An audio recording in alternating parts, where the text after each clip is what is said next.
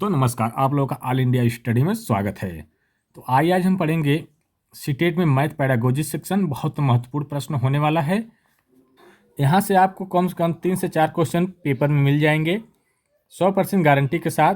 तो आप लोग पूरा वीडियो देखिए और परीक्षा में अच्छे स्कोर करिए। तो आइए हम प्रश्न नंबर 1 पर आते हैं। प्रश्न नंबर 1 है, राष्ट्रीय पाठ्यचर्या रूपरेखा NCF 2005 के अनुसार प्राथमिक विद्यालयों में गणित पढ़ाने का मुख्य उद्देश्य निम्नलिखित में से कौन सा नहीं है। तो देखिए ऑप्शन दिया है, बच्चे के संदर्भ में गणित का वर्णन करना, समस्या समाधान के कौशल को बढ़ाना और गणित में उच्चतर पढ़ाई की तैयारी कराना, और बच्चे की सोच प्रक्रिया या सोच प्रक्रिया जो विचार होता है उसको गणितीय रूप में देना। ठीक ना। तो देखिए इसका जो सही आंसर क्या हो जाएगा, गणित में उच्चतर पढ़ाई के लिए तैयार करना। ठीक ना। क्या होता है, बच्चों को अगर गणित में उच्चतर पढ़ाई के लिए तैयार करेंगे, यही ऑप्शन जो है नहीं होगा। ठीक ना। एनसीएफ ये नहीं कहता कि अब उच्चतर पढ़ाई के लिए ही तैयार सिर्फ कराए बच्चों को। तो इसका सही जवाब हो जाएगा ऑप्शन नंबर सी हो जाएगा, क्योंकि यहाँ पर नहीं पूछा है ना। अगला क्वेश्चन देखेंगे, प्रश्न नंबर 2, प्राथमिक स्तर पर गणित की पाठ्य पुस्तकों की सबसे अधिक महत्वपूर्ण विशेषता निम्नलिखित में से कौन सी है। तो देखिए ऑप्शन देखते हैं, संकल्पनाओं को जटिल से सरल रूप में प्रदर्शित किया जाना चाहिए। बी कह रहा है, संकल्पनाओं को पूर्णतः श्रेणीबद्धता में प्रस्तुत किया जाना चाहिए। सी कह रहा है, संकल्पनाओं को मूर्त से अमूर्त रूप में प्रस्तुत किया जाना चाहिए। और डी कह रहा है, संकल्पनाओं को उच्चतर कक्षाओं से संबंध जोड़ा जाना चाहिए। तो देखिए जो भी संकल्पनाएं होती है वह मूर्त से अमूर्त के रूप में होती है। ठीक ना। तो इसका सही जवाब हो जाएगा ऑप्शन नंबर सी हो जाएगा। ठीक, क्योंकि जो प्राथमिक स्तर के बच्चे होते हैं वह मूर्त वस्तुओं से अमूर्त वस्तुओं और जाते हैं। ठीक ना। पहले ठोस वस्तु को देखते हैं, उससे कुछ सीखते हैं, सीखते सीखते फिर वह अमूर्त विचारधारा में जाते हैं, मतलब सोच तर्क की धारा में जाते हैं। तीसरा देखेंगे हम लोग, ज्यामिति समझ को विकसित करने के लिए निम्नलिखित में से कौन सा श्रेणी क्रम नहीं है।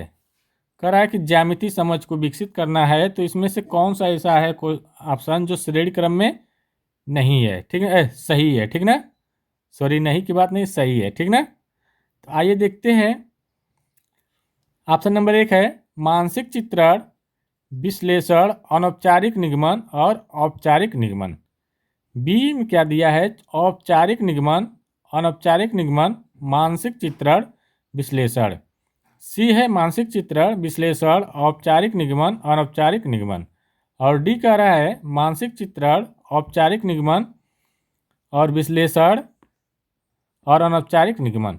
ठीक ना। तो कह रहा है कि ज्यामिति समझ को विकसित करना है। तो ज्यामिति समझ में क्या होता है, बच्चे को पहले चित्र के माध्यम से सिखाएंगे। ठीक है, मानसिक चित्रण, अगर दिमाग में चित्र बनेगा, मान लो ट्रेंगल बनाना है, ट्रेंगल मतलब त्रिभुज बनाना है, चाहे चतुर्भुज बनाना है, तो पहले उसके दिमाग में तुरंत मानसिक चित्र आ जाएगा कि चतुर्भुज जिसकी 4 भुजाएं होती है। ठीक ना। तो पहले वो काम करेगा। तो इसमें देखिए पहले नंबर है मानसिक चित्रण, कहाँ कहाँ, ए में भी है, ये दोनों तो कट गया, ये कट बी वाला कट गया, ए में भी है, सी में भी है और डी में भी है। फिर उसके बाद उसका विश्लेषण करेगा बच्चा कि चित्र तो समझ गया, विश्लेषण करेगा कैसे बनेगा। तो देखिए विश्लेषण किस में है, इसमें विश्लेषण नहीं है तो कट गया, ये दोनों में भी विश्लेषण बचा हुआ है। विश्लेषण के बाद वो क्या करे, तो करेगा औपचारिक निगमन करेगा। ठीक ना। वह औपचारिक रूप से देखेगा, सोचेगा कि कैसे बनेगा। तो औपचारिक इसमें अनौपचारिक है, तो बचा क्या, ये सी हो जाएगा। नहीं सॉरी, अनौपचारिक करेगा। ठीक ना, अनौपचारिक करेगा, सॉरी सॉरी सॉरी, अनौपचारिक करेगा। ठीक, औपचारिक नहीं करेगा, क्योंकि अनौपचारिक मतलब वो सोचेगा किस प्रकार बनाना है और पहले किसको लाइन खींचना है, क्या करना है। ये कोई अनौपचारिक मतलब एक क्रिया नहीं होती है। ठीक ना। तो इसलिए इसका सही जवाब ऑप्शन नंबर ए हो जाएगा। ठीक, अगला देखेंगे क्वेश्चन प्रश्न नंबर 4। निम्नलिखित में से कौन सा कथन सही है? ऑप्शन नंबर 1 है स्थानीय मान सिखाते समय शून्य परिचय दिया जाना चाहिए। बी कह रहा है पढ़ाई जाने वाली प्रथम संख्या शून्य होनी चाहिए। सी कह रहा है बच्चों में संख्या ज्ञान विकसित होने के बाद शून्य का परिचय दिया जाना चाहिए। और डी है संख्या 9 के बाद शून्य का परिचय दिया जाना चाहिए। तो देखिए कह रहा है कौन कथन सही है। तो देखिए ऑप्शन नंबर इसका सी देखते हैं, सी सही लग रहा है। बच्चों में संख्या ज्ञान विकसित होने के बाद शून्य का परिचय देना जाना चाहिए। ठीक ना, ठीक बात है। जैसे मान लो पहले हम बच्चों को 1 से ही पढ़ाते हैं ना, 1 2 3 4 5 6 1 2 3 4। जब ये हो जाता है 9 तक गिन लेता है बच्चा, तो जब 10 आता है तो अब ये सोचता है बच्चा ये 10 के आ गया, तो 10 को हम बताते हैं कि ये शून्य होता है। ठीक ना, शून्य भी एक संख्या होती है। ठीक ना। अगला क्वेश्चन देखेंगे, प्रश्न नंबर 5। कक्षा 3 के विद्यार्थियों को आधे की संकल्पना का परिचय देने के लिए शिक्षक निम्नलिखित क्रियाकलापों की योजना बनाता है। ऑप्शन नंबर 1 है चित्र दिखाता है जिसमें आधा प्रदर्शित किया गया है। बी दूसरा नंबर है आधे चिन्ह का लिखता है। ठीक ना, आधे का चिन्ह लिखता है। तीसरा कह रहा है बहुत सारे मूर्त पदार्थ को आधे में विभाजित करता है। और चौथा कह रहा है कहानी या शब्दों के प्रयोग से आधा प्रदर्शित करता है। कह रहा है शिक्षक को निम्नलिखित में से क्रियाकलापों का कौन सा सही श्रेणी क्रम के अनुसरण करना चाहिए। देखिए इसका दूसरा पेज दूसरे पेज पर है, तभी उसको अभी हम दिखा दे रहे हैं। इसमें से पहला नंबर पर कौन आएगा, दूसरे नंबर पर कौन आएगा, तीसरे नंबर पर कौन आएगा, चौथे नंबर पर कौन आएगा, ये बताना है। ठीक है ना, पहले कौन सी क्रिया करेगा बच्चा। तो देखिए पहले वो जो क्रिया करेगा बहुत सारे मूर्त पदार्थ, पहले मूर्त पदार्थ को दिखाया जाएगा ना, तो ये जो हो जाएगा पहले नंबर पर। ठीक ना, पहले ये करेगा 3 नंबर लिख लेते हैं, 3 करेगा। फिर उसके बाद कहानी या शब्दों के प्रयोग से आधा प्रदर्शित करना चाहिए। फिर इसको करेगा 2 नंबर पर, 2 नंबर का कौन है 4। ठीक ना, फिर उसके बाद क्या करेगा चित्र दिखाता है, मतलब चित्र को देखेगा और जिसमें आधा प्रदर्शित किया गया वो ये 3 नंबर पर करेगा। 3 नंबर का मतलब 1 और बचा क्या, 1 ठो बचा और 1 2 हो जाएगा। ठीक ना, 34 12 मतलब 3 4 1 2। तो ये हमारा आंसर सही हो जाएगा। 34 12 याद रखिए, अभी दिखा रहे हैं कहाँ आएगा। देखिए 3 4 1 2, तो ऑप्शन नंबर 1 सही हो जाएगा। ठीक ना। अगला क्वेश्चन देखेंगे, प्रश्न नंबर 6। कक्षा 1 और कक्षा 2 के गणित शिक्षण और अधिगम के लिए निम्नलिखित में कौन सा सही है। कह रहे कक्षा 1 और कक्षा 2 के जो गणित शिक्षण होता है और अधिगम के लिए सबसे सही कौन है चारों ऑप्शन में। ठीक ना, तो देखते हैं। कक्षा 1 और 2 में केवल गणित के मौखिक प्रश्नों को कराया जाना चाहिए, नहीं ये तो गलत है। उसको अंकों का भी तो ज्ञान होना चाहिए, कौन अंक कैसे लिखा गया है। दूसरा है बी वाला है गणित का अन्य विषयों जैसे कि भाषा कला इत्यादि से समाकलन किया जाना चाहिए, ये बात ठीक लग रही है। सी वाला है कक्षा 1 और कक्षा 2 में गणित नहीं पढ़ाया जाना चाहिए, गलत बात। और डी है अभ्यास के लिए बहुत अधिक अवसर उपलब्ध कराए जाने चाहिए। ठीक ना, कक्षा 1 का बच्चा है तो अभी कितना अभ्यास कर पाएगा। ठीक ना, उसको सिखाना ही पड़ेगा। ठीक ना, तो ऑप्शन नंबर बी करेक्ट हो जाएगा इसका। अगला क्वेश्चन देखेंगे, प्रश्न नंबर 7 है एक संख्या का दशमलव निरूपण समझने के लिए निम्नलिखित में से कौन सी पूर्व जानकारी का ज्ञान होना चाहिए। ऑप्शन नंबर 1 है व्यवकलन, बी है स्थानीय मान, सी है गुणा और डी है योग। कह रहा है संख्या का दशमलव निरूपण को समझने के लिए कौन सा ज्ञान होना चाहिए, तो देखिए स्थानीय मान का ज्ञान होना चाहिए। ठीक ना, तो ऑप्शन नंबर बी करेक्ट हो जाएगा। प्रश्न नंबर 8 देखते हैं। वीडियो अच्छी लगी चैनल को लाइक शेयर सब्सक्राइब कर दीजिए आप लोग। अंकगणित की 4 मूलभूत संक्रियाएं हैं? तो देखिए ऑप्शन नंबर 1 है परिकलन, संगणना, रचना करना और समीकरण बनाना। बी में क्या है, योग, गुणा, भिन्नों को दशमलव में बदलना और सम आकृतियों की रचना करना। कह रहा है 4 संक्रियाएं कौन कौन होती है गणित में।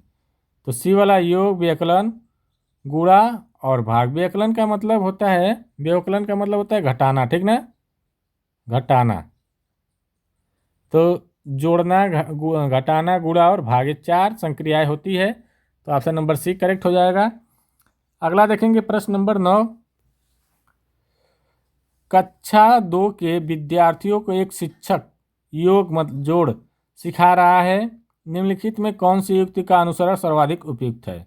मतलब कक्षा 2 का विद्यार्थी है, अगर उसको एक शिक्षक जोड़ सिखा रहा है तो कौन सी विधि इसमें सबसे बढ़िया तरीके से वो विधि मानी जाएगी। तो आइए देखते हैं। ऑप्शन नंबर ए, शाब्दिक प्रश्नों का प्रयोग केवल मूल्यांकन हेतु किया जाना चाहिए। बी कराइए, बी जो है योग जोड़ को शाब्दिक प्रश्नों द्वारा प्रस्तुत करना चाहिए। सी ए, शाब्दिक प्रश्नों को अध्याय के अंत में कराया जाना चाहिए। और डी ए, कक्षा 2 में शाब्दिक प्रश्नों को न कराया जाए। तो देखिए इसका जो सही आंसर क्या हो जाएगा, योग जो होता है योग जोड़ को शाब्दिक प्रश्नों द्वारा प्रस्तुत किया जाना चाहिए, ठीक ना। तो इसका सही जवाब हो जाएगा ऑप्शन नंबर 2। अगला देखेंगे प्रश्न नंबर 10। कक्षा 2 के शिक्षक ने योग जोड़ के निम्नलिखित शाब्दिक प्रश्नों को विद्यार्थियों को हल करने हेतु दिया। एक कटोरी में 5 सेब है एवं उसमें 7 सेब और डाल दिए गए। अब कटोरी में कितने सेब है। इस प्रकार का शाब्दिक प्रश्न निम्नलिखित में से किस मॉडल या श्रेणी से संबंधित है, ठीक ना। तो देखिए कह रहा है कि पहले 5 सेब है, फिर उसमें 7 सेब डाल दिया गया, तो अब कितना सेब हो गया। तो इसका मतलब ये क्या कर रहा है, जोड़ की बात कर रहा है ना। तो इसका सही जवाब क्या हो जाएगा, जोड़ है, लेकिन ये क्या कर रहा है, समुच्चय बना रहा है। समुच्चय में क्या होता है, इसी प्रकार होता है, एक टोकरी होती है, इसमें पहले से 5 सेब है, फिर इसमें जो और 7 सेब और डाल दिए गए तो समुच्चय बन गया। तो इसका मतलब ये समुच्चयन कर रहा है ना। तो ऑप्शन नंबर सी करेक्ट हो जाएगा। अगला देखेंगे प्रश्न नंबर 11। गणित में त्रुटियों की एक महत्वपूर्ण भूमिका है, यह कथन है। ऑप्शन नंबर 1 है गलत, क्योंकि त्रुटियां लापरवाही दर्शाती है। नहीं, ऐसी कुछ बात नहीं है, ठीक ना। त्रुटियां तो सीखने का एक प्रक्रिया होती है। बी है सही, क्योंकि ये बोध कराती है कि बच्चे गणित की अवधारणा की किस प्रकार रचना करते हैं। ये बात सही है, ठीक ना। तो इसका सही आंसर यही हो जाएगा। अगला क्वेश्चन देखेंगे प्रश्न नंबर 12। कक्षा 4 के विद्यार्थियों को समझाने के लिए किसे बड़ा 1/10 और 1/100 है, निम्नलिखित में कौन से शिक्षण अधिगम सामग्री TLM सर्वाधिक उपयुक्त है। बताइए, अगर कक्षा 4 के बच्चों को समझाना है कि 1/10 और 1/100 में 1/10 क्या है, बड़ा है, तो कौन सी विधि को अपनाएंगे। तो ये देखिए डाइनिंग बॉक्स को अपनाएंगे, ठीक ना, डाइनिंग ब्लॉक्स को। तो ये हो जाएगा डाइनिंग ब्लॉक्स के माध्यम से इसको हम सिखाएंगे, ठीक ना। अगला देखेंगे प्रश्न नंबर 13 है 2 या उससे अधिक 2 विमाओं वाली वस्तुओं के मापों क्षेत्रफलों की तुलना करने के लिए निम्नलिखित में से कौन सा एक सर्वाधिक उपयुक्त है। कह 2 या 2 से अधिक कोई वस्तु है, उसको नापना है, उसका विमा और क्षेत्रफल की तुलना करना है, तो सबसे उपयुक्त कौन होगा। तो देखिए आकलन, प्रेक्षण, अध्यारोपण, अप्रमाणिक इकाइयों का प्रयोग। तो देखिए अध्यारोपण हो जाएगा इसका, सही ना। ऑप्शन नंबर सी हो जाएगा। प्रश्न नंबर 14 देखते हैं। प्राथमिक स्तर पर गणित की पहेलियाँ मदद करती है। तो बताइए, विद्यार्थियों को मनोरंजन प्रदान करने के लिए, समस्या सुलझाने के कौशल को परखने में, समस्या सुलझाने के कौशल को प्रोत्साहित करने में। तो देखिए जो मदद करती है पहेलियाँ, समस्या को सुलझाने के साथ साथ उसको कौशल में भी प्रोत्साहित करती है, ठीक ना। तो ऑप्शन नंबर सी करेक्ट हो जाएगा। आइए प्रश्न नंबर 15 देखते हैं। प्रश्न नंबर 15 है गणितीय संचारण का उल्लेख है। करा गणितीय संचारण का उल्लेख करता है इसमें कौन? चारों ऑप्शन में। तो ऑप्शन नंबर ए समस्याओं को सुलझाने की क्षमता, बी है गणितीय या गणित प्रश्नोत्तरी में भाग लेने का कौशल, और सी है गणित के कक्षा कक्ष में बोलने की क्षमता, और डी है गणितीय विचारों को समाहित और संगठित करने की क्षमता। तो देखिए गणितीय विचारों को समाहित और संगठित करने की क्षमता ही संचारण दिखलाती है, ठीक ना। तो ऑप्शन नंबर डी करेक्ट हो जाएगा। देखिए वीडियो अच्छी लगी चैनल को लाइक शेयर सब्सक्राइब करिए। अब मिलते हैं अगले वीडियो के लिए, तब तक के लिए नमस्कार।